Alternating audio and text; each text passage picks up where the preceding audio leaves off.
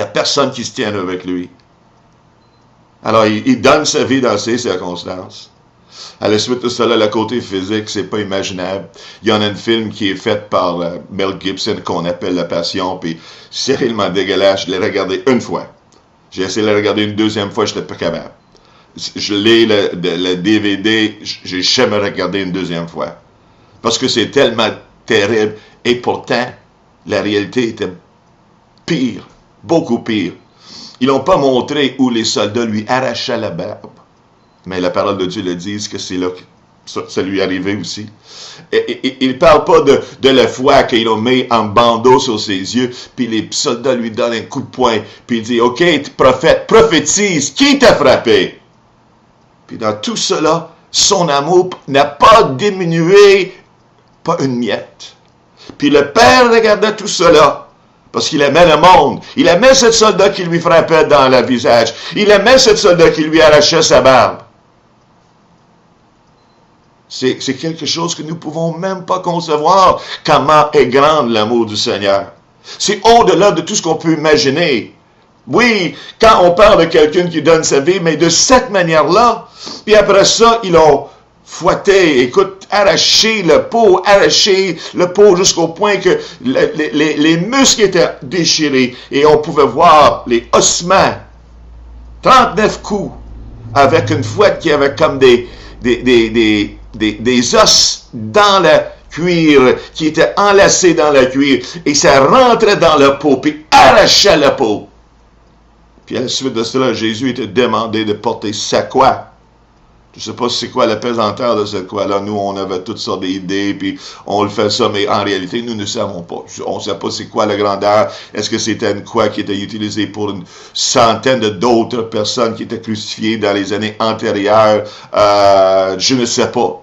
Est-ce que c'était flambant neuf? J'imagine que non. J'imagine que c'est une croix qui s'en sert à maintes reprises. Ramène, OK, next, le prochain, c'est lui qui va l'amener, cela. Ou peut-être c'était neuf, je ne sais pas. Je ne sais pas. Mais la parole de Dieu nous dit, maudit celui qui est pendu.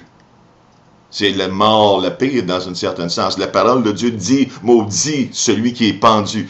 C'est une déclaration. Parce que maudit, ça veut dire séparé de Dieu. Et c'est ça qui arrivait. Jésus, pendant qu'il était sur le croix, le Père, à cause que Jésus a décidé de mourir, pas juste une mort physique, il a décidé de mourir une mort spirituelle. Et c'est là qu'il a pris les péchés. Écoute, quand je pense aux péchés des autres gens, je dis, ça ne me touche pas, ça ne me regarde pas. Mais quand je pense que c'est mes péchés à moi, et chaque fois que je fais une connerie, le Seigneur, il fallait qu'il porte ça sur lui-même, qui empêchait le Père de rester dans sa présence, de le regarder. Ça change tout. C'est pas n'importe quelle mort. Moi, je suis digne de la mort, je le mérite. Même si dans un temps normal, on ne l'admet pas. On est tout le temps en train de blâmer Dieu pour tout, mais même là, c'est un péché. On se prend pour qui? Écoute, si nous croyons dans l'évolution, on n'est que des bébites, et une bébite n'a rien à dire. Et si nous croyons en Dieu, mais Dieu a fait quelque chose pour nous récupérer, de nous avoir à lui, parce que lui porte tous nos péchés pour que nous pouvons vivre le bénéfice. Puis le bénéfice, je vais vous mentionner bientôt. Mais pour l'instant, juste pour vous dire que la parole ne déclare pas tout ce qu'il a vécu. Mais si je prends juste mes péchés à moi, et je laisse Jésus le prendre, puis je considère que lui a subi ça pour moi, moi je devrais quelque part dire merci. Quelque part, je devrais reconnaître qu'est-ce qu'il a fait pour moi. Alors, sa bonté, ses bienfaits, c'est tellement au-delà de tout ce qu'on peut imaginer lorsqu'on regarde ces soucis qu'il a subis pour moi, jusqu'au moment qu'il meurt sur le croix. Mais il se dit, il meurt en donnant sa vie. Personne ne peut lui enlever la vie. Personne ne peut lui tuer. Il donne sa vie. Et il descend dans les séjours des morts. Et c'est là qu'il déclare à ceux qui attendaient le Sauveur C'est fini, vous êtes libérés. Et les tombeaux, c'est dit dans la parole de Dieu, s'ouverts. Et tout le monde vivait quelque chose d'extraordinaire. Et à ce moment-là, il y avait une résurrection qui arrivait par tous les cimetières en Israël. Abraham, Isaac, Jacob, ils s'en allaient. Ils n'étaient plus liés au séjour des morts. Pour tous les gens, jusqu'à le jour de Jésus, ils n'allaient pas au ciel. Ils restaient dans le séjour des morts. Et il voyait les gens qui étaient tourmentés par une gouffre, par ceux qui n'avaient pas cru dans l'avènement de le Seigneur Jésus. Mais le Seigneur a fait quelque chose de merveilleux. Et souvent, on a déjà entendu parler que le Seigneur était en train de, comment je dirais, dire à ceux, retourne dans ton pays promis, retourne dans ton pays promis. Pourquoi que Joseph voulait que ses os soient de retour en Israël? Parce qu'il était pour ressusciter cette journée-là. Et quelque part, il savait qu'il était pour sortir de là. Et il ne voulait pas sortir en Égypte. Il voulait sortir en Israël. Il voulait que, ramène mes os. Ramène mes os. Je veux que tu me ramènes en Israël. Dans la Palestine, si vous voulez. Oh, hallelujah, c'est merveilleux. Alors, quand Dieu a tant aimé le monde qu'afin qu'il donne son Fils unique, afin que quiconque croit en lui, croire. Écoute, croire, c'est un petit peu plus que juste dire, ouais, je crois. Croire, c'est que si vous savez qu'il y en a un Dieu tout-puissant, si vous savez qu'il nous aime tant, si vous savez c'est quoi ton état, si vous savez que Jésus choisit un mort, qu'il est au-delà de tout ce qu'on peut considérer, de croire en Jésus maintenant, c'est de réaliser qu'il prend tes péchés, il prend tout ce qui est en vous, et nous avons raison de dire, pardonne-nous Seigneur. Mais quand on accueille, c'est une alliance que Dieu fait avec nous autres. Tout ce que vous êtes, maintenant, appartient au Seigneur, incluant tous tes péchés. Et tout ce que Dieu est dans la personne de Jésus appartient à vous, et vous êtes enfants de Dieu. Vous devenez la justice de Dieu. Ça, on trouve ça en 2 Corinthiens 5 et verset 17. Et même à la fin de ce chapitre-là, on voit qu'on est une nouvelle créature, on est complètement transformé, on est complètement changé. Alors, celui qui croit en lui accueille cette transformation. Et vous ne vous appartenez plus à vous-même. Pour être né de nouveau, tu n'appartiens pas à vous-même, vous appartenez au Seigneur.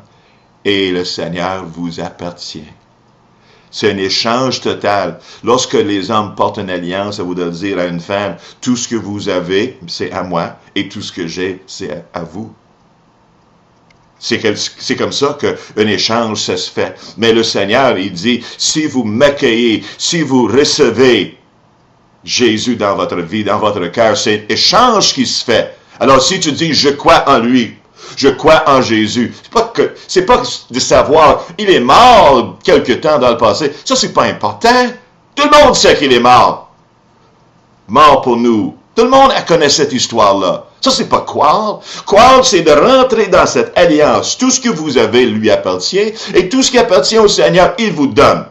Et c'est pour cette raison-là que maintenant, vous pouvez utiliser et partager les paroles de Dieu, de telle sorte que ça change les vies autour de vous. Car Dieu a tant aimé le monde qu'il a donné son Fils unique, afin que quiconque croit en lui ne périsse point, mais qu'il ait la vie éternelle. Écoute, si vous ne croyez pas, c'est pas que tu vas mourir à cause que tu ne crois pas. C'est que vous êtes déjà dans un état de mort. Il n'y a pas de solution pour vous. Il n'y a pas d'espoir pour vous. En dehors du Seigneur. Il y en a des gens qui disent, mais je fais des bonnes œuvres, moi, j'ai fait des bonnes choses. Mais c'est bien, content pour vous. Mais est-ce que vous avez fait des choses de pas correctes, des choses qui sont mal? Est-ce que vous avez menti? Est-ce que vous avez jamais été jalouse d'une personne? Convoitait quelque chose? Ça, c'est toutes des choses qui font preuve que vous n'êtes pas une bonne personne. Et le pire, c'est que tu fais ça tous les jours, puis à travers une vie, tu fais ça des centaines de milliers de fois, puis on ne se rend même pas compte. Puis on ne pense pas que c'est grave. Mais même si tu aurais péché qu'une fois, pour que vous pouvez aller dans la présence du Seigneur puis vivre cette alliance, il fallait que Jésus meure pour vous. Même si vous aurez péché qu'une fois dans une vie complète. Mais si vous le croyez, le mort, et là, le mort que vous aurez subi, c'est la séparation de Dieu. Imagine-toi, tu rentres dans la présence du Seigneur pour quelques instants. Juste pour quelques instants, tu rentres dans la présence du Seigneur, puis là, vous n'avez jamais accepté Jésus dans votre vie, puis là, le Seigneur dit, qu'est-ce que vous faites ici? Qu'est-ce que tu vas lui dire? Mais tu vas lui dire, écoute, j'étais une bonne personne, mais qu'est-ce que tu as fait avec mon fils Jésus? Mais écoute, j'étais une bonne personne, mais c'est merveilleux. Pour entrer ici, il fallait que tu acceptes le Seigneur Jésus. Pour entrer ici, il fallait que tu sois sans faute, à 100%. Jésus est sans faute, et c'est pour cette raison-là, il prend tous vos péchés et fait un échange. Mais je suis prêt de le faire maintenant. Trop tard. Trop tard. C'est trop tard. Vous ne l'avez pas fait quand c'était le temps, c'est trop tard. Sors d'ici. Jette-le dans le feu. La place qui n'était pas préparée pour les hommes, mais préparée pour Satan et ses anges déchus. Et laissez-moi vous dire, c'est pas une partie. C'est le tourment à pu finir. Mais le pire, c'est que vous serez dans la présence de Dieu pour vivre le jugement. Et pour quelques instants, tu vas rentrer réellement dans sa présence. Et là, tu vas être ôté de sa présence. Et il y en a des grincements de dents. Et il y en a des pleurs. Et c'est avec regret et peine que Dieu fait ceci. Après avoir donné son Fils, qu'est-ce qu'il aurait pu donner de plus? Vous ne l'aurez pas fait, cela. Vous ne l'aurez pas donné, votre Fils. Après que le Fils donne sa vie à vivre une mort pour des gens qui le rejettent, qu'est-ce qu'il aurait pu faire de plus? Mais pour ceux qui acceptent le Seigneur, c'est la vie éternelle. Une vie que tu ne peux pas imaginer. Tout le monde dit, hey, écoute, c'est quoi cette vie nouvelle? C'est quoi la vie? Écoute, dans ce monde que nous vivons, on est encore dans le chair et il y en a des choses que vous devez apprendre et des choses que vous devrez expérimenter pour devenir de plus en plus comme le Seigneur Jésus dans ce monde. Parce que tel qu'il est dans les cieux, tel nous sommes aussi dans ce monde. C'est ça que la Bible nous dit dans la première épître de Jean, dans le 4e chapitre. Tel qu'il est, tel nous sommes. Dans ce monde. On est là comme ses représentants. On est là pour parler. Alors, pendant notre vie humaine, pendant notre vie terrestre, nous avons certaines choses à faire. Mais, une journée, on va rentrer dans sa présence. Et on va être transformé à ce moment-là. Et à ce moment-là, la joie et l'amour, la paix qu'on va vivre dans sa présence, jamais tu vas vouloir sortir de là. Jamais ça va être mieux que toutes tes expériences, tous tes plaisirs, toutes les joies que vous avez vécues ne seront pas à comparer à une seconde dans la présence du Seigneur. À une seconde. C'est ça, Jean 3,16. Ça, c'est le Jean 3,16 que nous devons partager. Ça, c'est le Jean 3,16 qui change le monde quand ça touche une cœur. Ça, c'est le cadeau que je voulais vous donner. Un verset que vous pouvez le vivre pleinement et que vous pouvez le partager, qui connaissez ce verset-là, mais d'une nouvelle façon. Avec tout ce que le Seigneur vous donne, partage-le à toutes les occasions que vous avez. Touche les vies autour de vous. Partage l'amour du Seigneur. Et vous aurez des récompenses. Tu dis, j'en ai pas besoin. Oui, tu veux.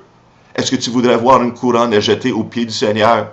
Est-ce que tu voudrais dire, celui-là, j'ai partagé la parole de Dieu au Seigneur, ça va être une joie pour vous. Oui, vous voulez. C'est récompense que le Seigneur va vous donner dans les cieux. Et il le donne lorsqu'on est obéissant à lui. Alors, avec tout cela, j'arrête.